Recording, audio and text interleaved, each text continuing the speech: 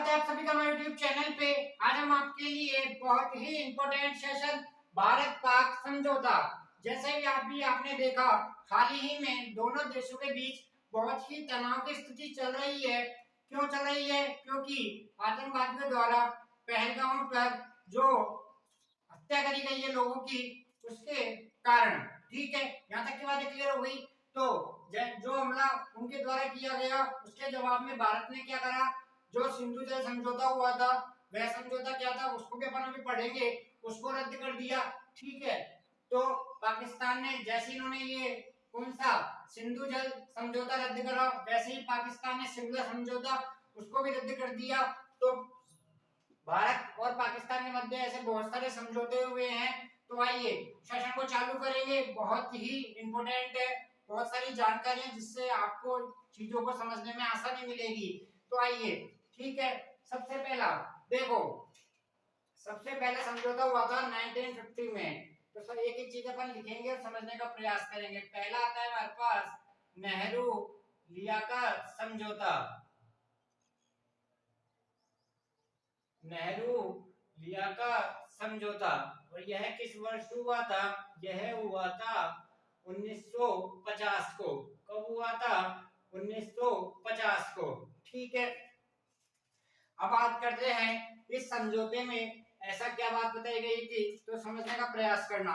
इस समझौते में यह कहा गया था, जैसे आजादी के बाद जब देश दो भागों में विभाजित हो गया, भारत और पाकिस्तान। ठीक है, तो नेहरू लियाकत समझौता भारत और पाकिस्तान के मध्य हुआ था, पहली बात। नंबर दो बात, इस समझौते नंबर दो बात कब हुआ था? 1950 में हुआ था। ईयर आपको याद रखने हैं। नंबर तीन बात, इस समझौते के अंतर्गत यह बताया गया था, जैसे देश दो देशों में बंटवारा हो गया। ठीक है, भारत अलग पाकिस्तान अलग। जैसे अब जैसे दो देश बने तो इन दो देशों में क्या होंगे? अल्पसंख्यक होंगे। अल्पसंख्यक होंगे, तो इसमें बताया गया था जैसे भारत में जितने अल्पसंख्यक है आप उनके हितों की रक्षा करेंगे, और पाकिस्तान में जितने अल्पसंख्यक है उनके हितों की रक्षा की जाएगी। उनके लिए अल्पसंख्यक आयोग बनाए जाएंगे। ठीक उसी प्रकार बनाए भी गए और उन्होंने अपना कार्य भी करा। परिणाम स्वरूप क्या हुआ? भारत में जो अल्पसंख्यक वर्ग थे उनको कभी भी कोई कमी महसूस नहीं हुई, न उनके साथ कभी किसी ने ऐसा व्यवहार करा कि उनको ऐसा लगे कि आप मुख्य विकास धारा से अलग है। ठीक है, सबको साथ लेकर चले, अल्पसंख्यक बहुसंख्यक अल्पसंख्यकों को। लेकिन ठीक उलट पाकिस्तान में क्या हुआ? आप सभी देखते हैं वहां पे अभी एक रिपोर्ट आई थी कुछ समय पहले, हिंदू इतने परसेंट थे, आज हिंदू वहां पे नगण्य हैं। वह हिंदू कहाँ गए यह किसी को भी नहीं पता। ठीक है, तो वहां पे पता लग रहा है अल्पसंख्यकों के साथ क्या हुआ। यह नेहरू लियाकत समझौता क्या था? नेहरू लियाकत समझौता अल्पसंख्यकों के हितों के लिए था। किसके लिए था? अल्पसंख्यकों के हितों के लिए। ठीक है, तो पहले अपन यहाँ से याद क्या रखने का प्रयास करेंगे? अल्पसंख्यक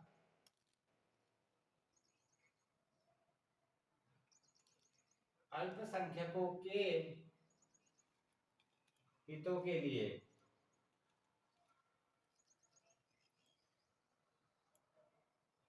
ये हो गया हमारे पास पहली बात।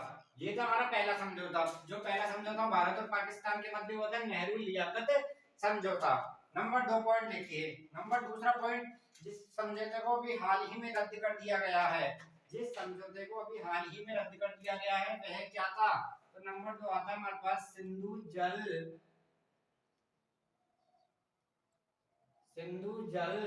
संधि।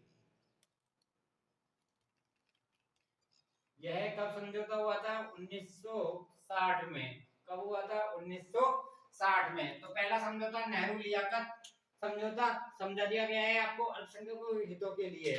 दूसरा आता है सिंधु जल संधि। यह कब हुआ था समझौता? 1960 में। समझने का प्रयास करना, वेरी वेरी इंपॉर्टेंट है।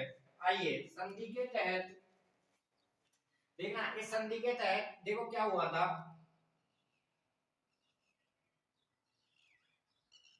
ये तो है पश्चिमी नदियां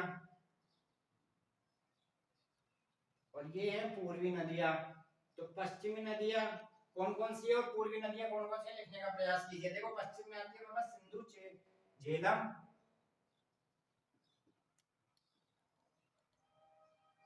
झेलम, और चिनाब। पश्चिम की नदियां कौन कौन सी है? सिंधु, झेलम और चिनाब। और पूरब की नदियां लिखिए रावी, व्यास और सतलज। रावी, व्यास और सतलज। तो देखो इसमें इस समझौते के अंदर यह बताया गया था, जो पश्चिम की नदियां है ना, कौन कौन सी, सिंधु, झेलम और चिनाब, इन तीनों का पानी किस देश में जाएगा, पाकिस्तान में जाएगा। किस देश में जाएगा, पाकिस्तान में जाएगा। और जो पूर्व की नदियां है ना, रावी, व्यास, सतलज, इस जल का उपयोग कौन करेगा, इंडिया करेगा। यह क्या था, यह था सिंधु जल समझौता। सिंधु जल समझौता कब किया गया था, 1960 में। पश्चिम की नदियों का पानी पाकिस्तान में जाएगा, पूर्व की नदियों का पानी का उपयोग भारत करेगा। ठीक है, यह समझौता कब हुआ था, 1960 में हुआ था। यह समझौता 65 वर्ष तक बिल्कुल नॉन स्टॉप चलता रहा, बढ़िया काम से हो रहा था। लेकिन उनके द्वारा पहलगाम पे अटैक किए, पहलगाम में अटैक किया जाता है और भारत की मोदी सरकार द्वारा इसको, समझौते को रद्द कर दिया जाता है। ठीक है, अब समझौता रद्द कर दिया गया है, क्या क्या पश्चिम का पानी भी हमारे पास आएगा, पूर्व का तो हमारे पास पहले से ही है। ठीक है, ये था सिंधु जल समझौता। सिंधु जल समझौता, तो सिंधु जल समझौता कब हुआ था, 1960 में हुआ था। पश्चिम की नदियां सिंधु, झेलम, चिनाब और रावी, व्यास, सतलज। ठीक है, पश्चिम का पानी पाकिस्तान में जाता था, पूर्व का पानी हमारे भारत में आता था, जो भारत उपयोग में लेता था। लेकिन 1960 में यह हुआ और नॉन स्टॉप 65 वर्ष तक बिल्कुल आसानी से यह समझौता निपटा जा रहा था दोनों की तरफ से। लेकिन जैसे उन्होंने पहलगाम पे अटैक करते हैं, वह भारत की मोदी सरकार द्वारा सबसे पहले इस समझौते को रद्द कर दिया जाता है। ठीक है, तो कोई आपसे पूछे, अभी हाल ही में न्यूज चल रही है कि सिंधु जल समझौता क्या था, तो फिर उनको यह बता देंगे, यह संधि के अनुसार जो पश्चिम की नदियां थी उनका पानी का उपयोग पाकिस्तान करेगा, जो पूर्व की नदियां उनका उपयोग भारत करेगा। पश्चिम में सिंधु है, झेलम है, चिनाब है और भारत की रावी, व्यास, सतलज। ठीक है, समझ में आ चुका है आपको, समझ में आ चुका है। आइए अब आता है हमारे पास अगला समझौता, वह है शिमला समझौता। तो देखो भारत की तरफ से, भारत की तरफ से क्या किया गया, भारत की तरफ से, यह समझ चुके हैं, स्क्रीनशॉट लेना, बाद में लिखने का प्रयास करना आप इसको। ठीक है, अब आता है हमारे पास नंबर 3। नंबर 3 क्या है, आइए, शिमला समझौता।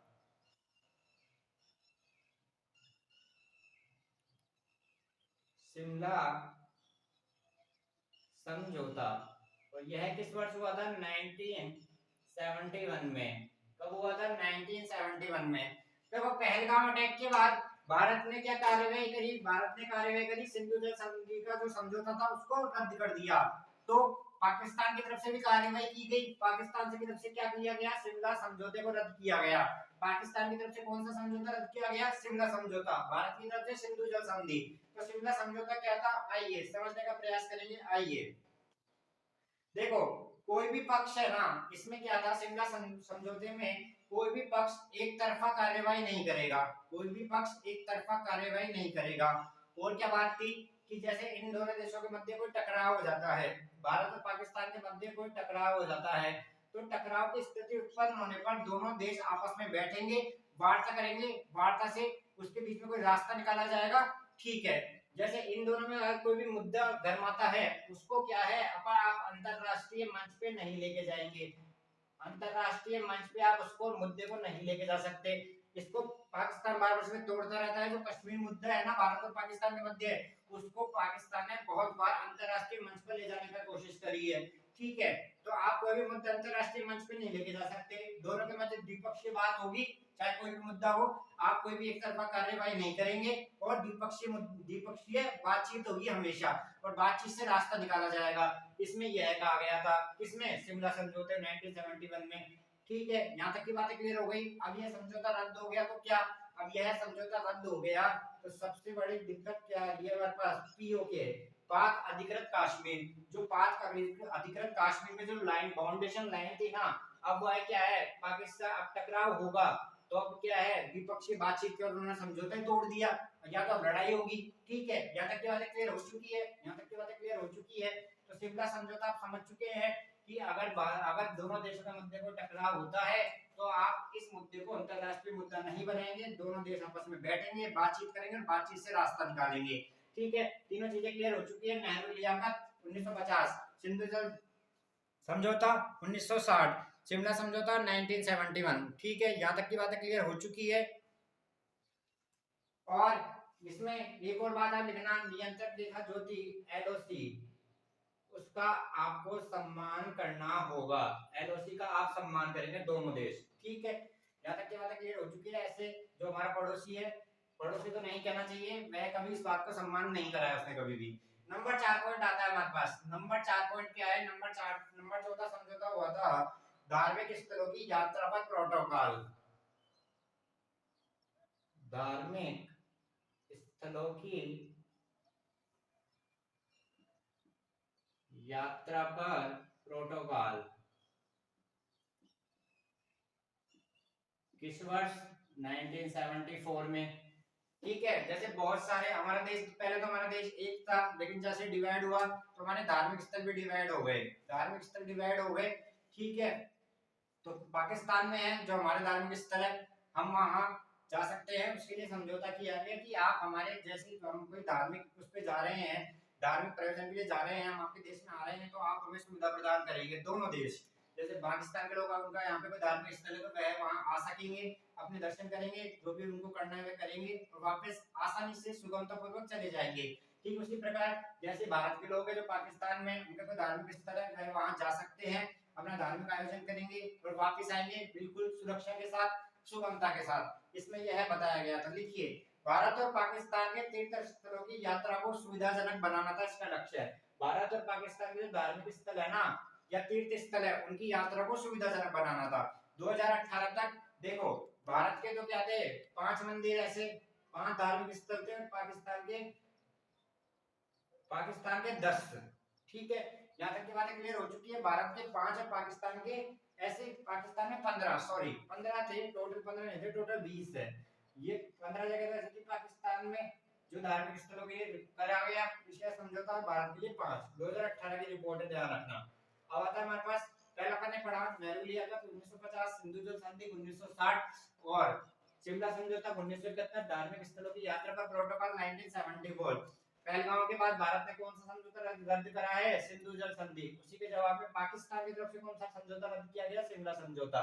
नंबर 5 और लिखने का प्रयास करेंगे, धार्मिक स्थलों की यात्रा पर प्रोटोकॉल 1974, ठीक है। परमाणु प्रतिष्ठानों की जानकारी,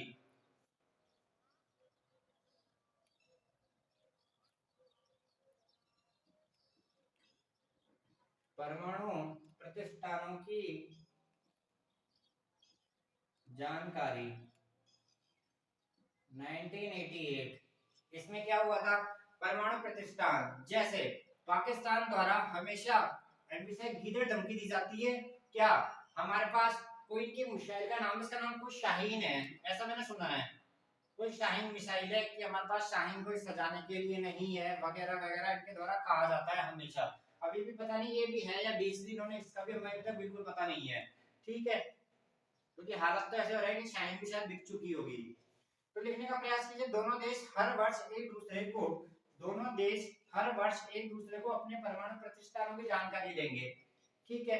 जैसे दोनों देश हर वर्ष, जैसे हमारे पास इतना परमाणु का प्रतिष्ठान है, आपके पास इतना है, दोनों एक दूसरे से अपनी जानकारी साझा करेंगे, ठीक है। अगले लाइन में लिखने का प्रयास कीजिए, प्रत्यक्ष तथा परोक्ष रूप से ऐसा कोई कार्य नहीं करेंगे, प्रत्यक्ष तथा परोक्ष रूप से ऐसा कोई भी कार्य नहीं करेंगे जिससे परमाणु प्रतिष्ठानों और लोगों को नुकसान पहुंचे, ठीक है। यहाँ तक की बातें क्लियर हो चुकी है। अब ये समझौता रद्द हो गया तो उसका लोगों पे क्या असर पड़ेगा? लिखिए, अब जो देखो जानकारी मिलना बंद हो जाएगी, और पाकिस्तान की जो गीदड़ धमकी मैंने अभी आपको बताई है, जो हमेशा दी जाती है कि हमारे पास शाहीन मिसाइल है और भी मिसाइलें हैं, सजाने के लिए तो हम रखते नहीं है, उनके द्वारा ऐसा कहा जाता है, उनके द्वारा ऐसी धमकियां और दी जा सकती है, बस उनका कुछ नहीं, ठीक है। हमारे पास भी नहीं है, ऐसा मतलब कहने का मतलब ये है कि हमारे पास, वैसे सोचते हैं हमारे पास कुछ नहीं है, लेकिन उन्हें पता नहीं है अभी तक, ठीक है। आगे बढ़ते हैं। ये नंबर 6 बात, हवाई क्षेत्र उल्लंघन की रोकथाम।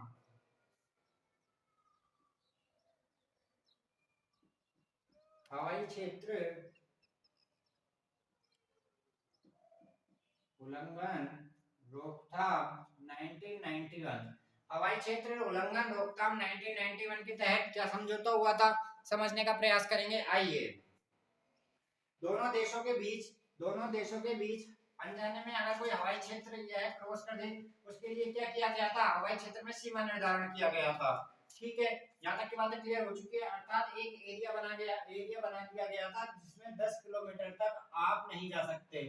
ठीक है, जो पाकिस्तान का हवाई क्षेत्र होगा वहां पे भारत का विमान 10 किलोमीटर क्षेत्र तक नहीं जा सकता और पाकिस्तान का विमान हमारे क्षेत्र में 10 किलोमीटर तक नहीं आ सकता। यह एक समझौता किया गया था, हवाई क्षेत्र उल्लंघन रोकथाम। ठीक है, समझौता रद्द हो चुका है। अब आगे क्या हो सकता है समझने का प्रयास करेंगे। ठीक है, पाकिस्तान ने सभी भारतीय उड़ानों के लिए तत्काल प्रभाव से अपना हवाई क्षेत्र बंद कर दिया है। इन्होंने जो पाकिस्तान द्वारा अपना हवाई क्षेत्र रहना भारतीय उड़ान में जा सकती थी उसको तत्काल रूप से बंद कर दिया गया है। ठीक है, यहाँ तक की बातें क्लियर हो चुकी है। अब आता है हमारे पास अगला। तो अभी तक देखो आपको यहाँ तक का सेशन समझ में आया।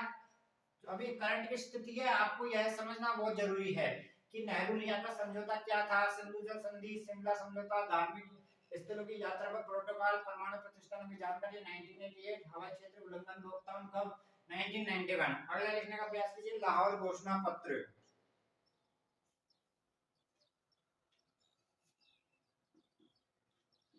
लाहौर घोषणा पत्र 1999। पाकिस्तान द्वारा हमेशा हमको एक धमकी दी जाती है परमाणु बम की। पाकिस्तान द्वारा हमको धमकी दी जाती है परमाणु बम की। ठीक है, कि हमारे पास परमाणु बम है, हम ये कर देंगे, हम वो कर देंगे।